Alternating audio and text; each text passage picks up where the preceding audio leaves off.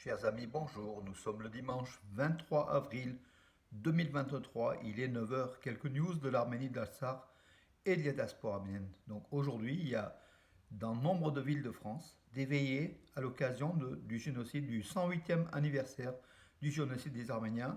Ce sera demain 24 avril la commémoration, mais aujourd'hui déjà, il y aura des veillées dans quelques villes de France, dont ici à Valence à 19 heures, face à la stèle œuvre de Tauros, place Jean-Manouk Stépanian, que tout le monde connaît. Voilà, une veillée donc organisée par les jeunes. C'est une soirée artistique en fait, tout simplement. Poèmes, chants, dédiés, puis prières et madar dédiés aux victimes, aux 1,5 million à 2 millions de victimes innocentes, des victimes civiles arméniennes dans l'Empire ottoman, l'Arménie occidentale, exécutées par le gouvernement jeune turc. Voilà, donc pour tous ceux qui veulent déjà commencer à commémorer le 108e anniversaire du génocide arménien, ils peuvent venir ici à Valence à la veillée. Et demain, 24 avril, à partir donc de 17h30, place donc, au Parc Chouvet à Valence, en dessous du Champ de Mars, devant le mémorial donc, dédié aux soldats.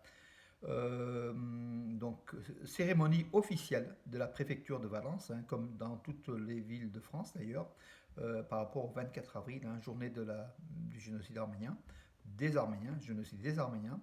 Et puis ensuite, après, à 18 heures, rassemblement kiosque Péné, donc demain, 24 avril, hein, donc place Champ de Mars. 18h30, début des défilés à travers la ville, en fait, hein, depuis la place Champ de Mars jusqu'à par la rue d'Arménie. Donc on va suivre les boulevards et par la rue d'Arménie, donc aller sur cette place, donc justement Jean-Manouk Stépanian, de la stèle du génocide de Tauros. 19 heures, donc discours, dépôt de gerbes, prière, et puis voilà, donc la cérémonie. Aujourd'hui, donc dimanche 23 avril, à 14 heures, pardon, à Privas, capitale de l'Ardèche, avec son maire Michel Vala, qui est très très proche des Arméniens, qui il va régulièrement en Arménie.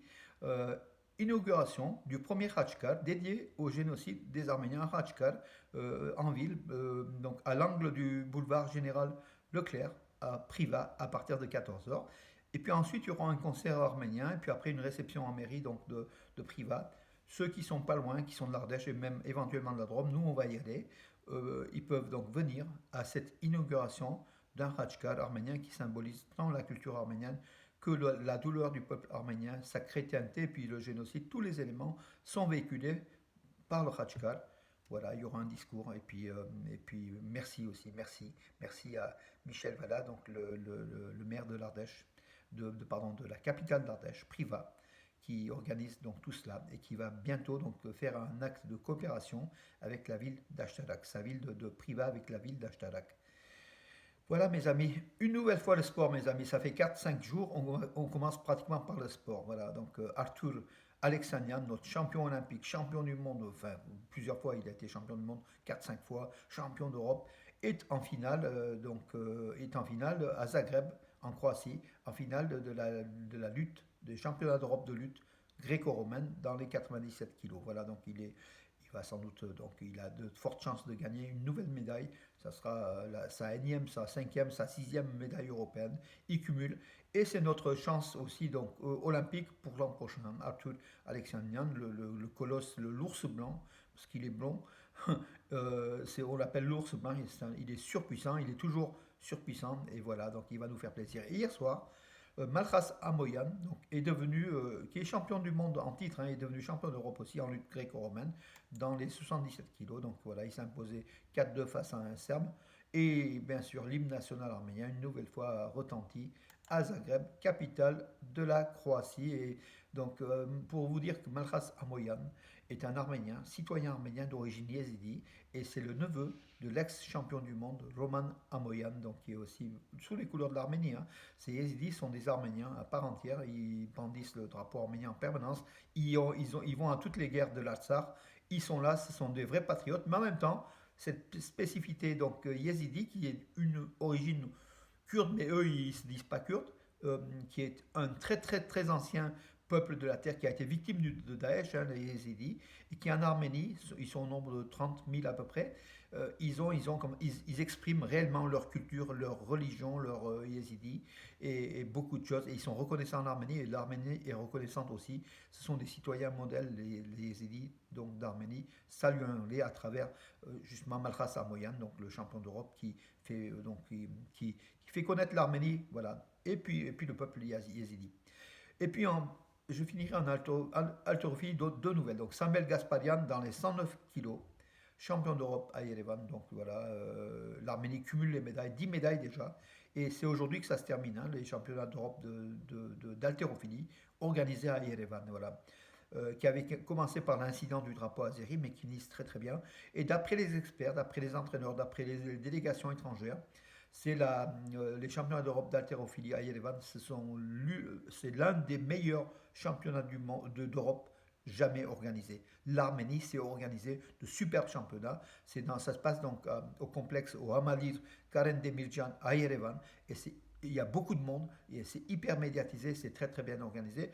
L'Arménie peut organiser aussi des championnats du monde, tant d'haltérophilie que de boxe, que d'autres luttes, que de judo. L'Arménie est prête à tout cela et ça nous fait plaisir parce que ça redonne une dynamique à la nation arménienne. D'ailleurs, Ripsime Khouchoudian, une revenante en fait, qui a été mère, qui a arrêté l'haltérophilie, qui est revenue hier, elle a quand même, à 30 et quelques années, elle a remporté la médaille de bronze de ces championnats d'Europe d'haltérophilie.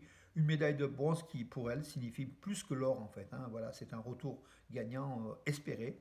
Elle plaît à tout le monde, cette Ripsime Khouchoudian qui communique très très bien, voilà, qui est la mère arménienne, la femme arménienne, voilà, qui a donné naissance à deux enfants et qui est revenue en haltérophilie et qui, voilà, donc, qui a eu la médaille de bronze, mais cette médaille de bronze, une nouvelle fois, a un goût, a une odeur, a une couleur d'or, et même plus que l'or, hein, d'après son fils.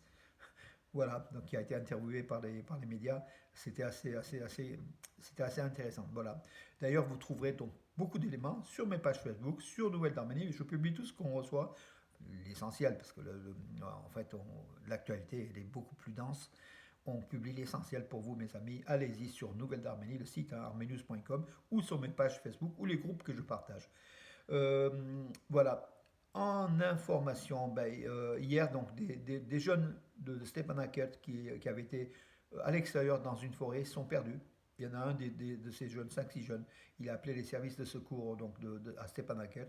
Ils ont été vite repérés. Pourquoi? Pour vous dire ça? Parce que la vie, elle continue tout simplement, hein. Donc voilà, malgré ce fait divers prouve que les Arméniens en Artsakh vivent leur vie malgré le blocus des 120 et quelques jours aujourd'hui imposé par l'Azerbaïdjan, avec une nouvelle route qui est promise fin mai, hein, donc entre l'Arménie et l'Artsakh, on verra. Voilà. Et puis le ministère russe des Affaires étrangères a réagi à l'arrestation de deux soldats azéris en Arménie, qui s'étaient ou perdus ou c'était des déserteurs. L'un des deux a commis un assassinat en Arménie, donc le ministère russe prend acte et demande à l'Arménie un traitement donc approprié, donc normal. Mais l'Arménie est un pays démocratique, hein, elle n'est pas comme l'Azerbaïdjan. D'ailleurs, Moscou ferait mieux de demander à l'Azerbaïdjan la liste justement des soldats arméniens capturés, dont certains on ignore en fait hein, où ils sont, où ils se trouvent. Voilà, rien n'est communiqué. Mais par contre, quand il s'agit de l'Arménie, Moscou demande des comptes, demande à l'Arménie un bon traitement pour ces soldats azéris qui ont pourtant assassiné hein, voilà, en Arménie. Et ça, pour faire plaisir, bien sûr, Moscou fait, pour faire plaisir à Aliyev tout simplement, pour justement continuer le contrat gazier entre Gazprom et justement la SOCAR, la compagnie nationale d'Azerbaïdjan qui diffuse ce gaz russe en Europe malgré la sanction. Voilà, c'est là que l'Europe a des failles énormes. L'Union européenne qui a interdit le gaz russe et qui s'est retournée vers le gaz azéri, mais ce gaz azéri a une odeur de gaz russe tout simplement. Ça, tout le monde le sait, personne ne réagit. C'est en fait c'est comment dirais-je, c'est la politique, hein. C'est vraiment quelque chose de terrible que de fermer les yeux sur des éléments, de faire des sanctions contre la Russie, sachant que à travers la Turquie et l'Azerbaïdjan, donc le gaz russe est vendu en Europe avec des bénéfices pour l'Azerbaïdjan, des bénéfices pour la Turquie, mais l'Europe ferme les yeux, laisse faire, voilà, tout simplement, voilà. Et on soutient un dictateur sanguinaire tel que oui, l'Azéri de Aliyev, euh, et on parle que de Poutine, que de Poutine.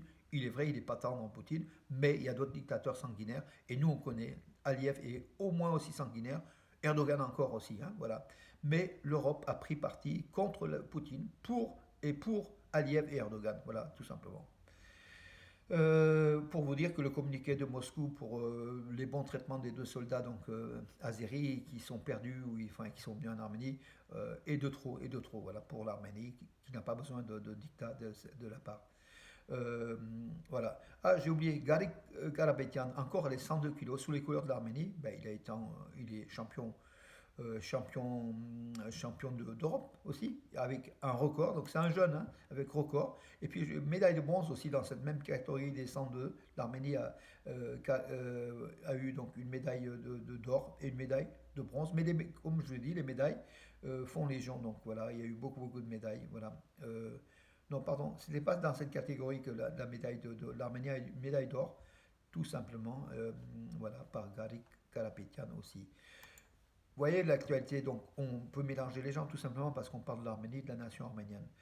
Des inconnus ont agressé Arthur Mirzoyan. Arthur Mirzoyan, c'est le président de la communauté arménienne de Géorgie, à la veille de la commémoration du génocide des Arméniens à Tbilissi. À Tbilissi, donc il y a un certain nombre de manifestations. Il y a aussi une marche en direction de l'ambassade de Turquie à Tbilissi par les Arméniens de Géorgie.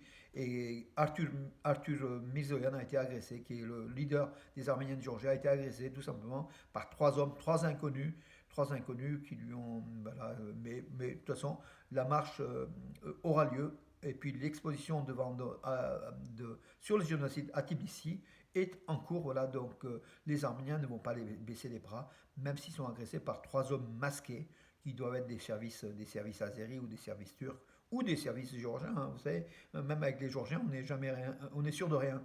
Voilà, c'est un peuple qui est proche des Arméniens, mais qui en même temps qui est très bizarre. Voilà, qui est très bizarre et qui a une tendance plutôt à être pro-turc, pro-azéri que pro-arménienne. Voilà, pour le dire aussi, il faut le dire, hein, les choses. Pourtant, c'est un peuple qui nous ressemble. Leur alphabet, c'est Mesrop Mashtoz qui l'a découvert, comme l'alphabet arménien.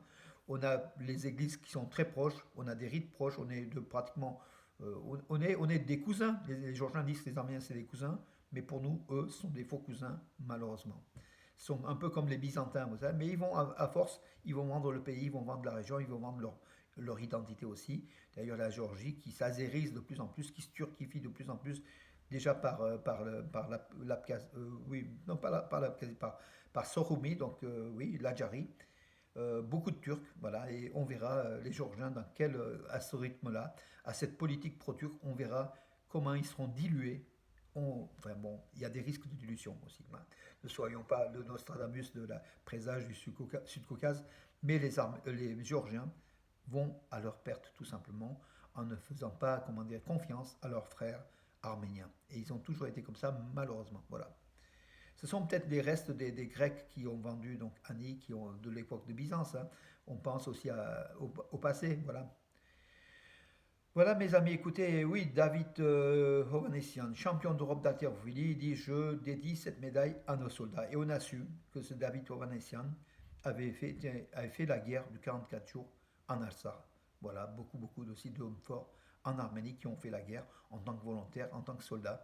Ils défendent leur patrie, l'Arménie, ils défendent l'Alsar. Et je peux vous dire qu'il n'y aurait pas eu donc la Turquie et des autres nations derrière l'Azerbaïdjan. Les Arméniens, ils auraient gagné la guerre de 44 jours en Alsar.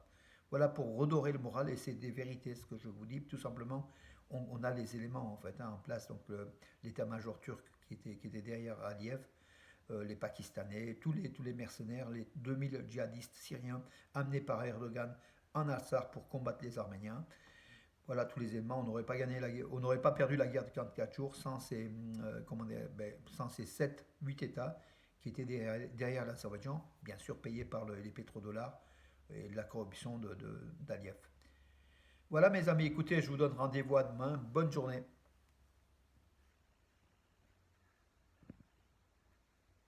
Je crois que la vidéo, elle ne veut pas partir, mes amis. Elle veut rester longtemps en information, mais là, on va se préparer pour aller à Priva. Bonne journée.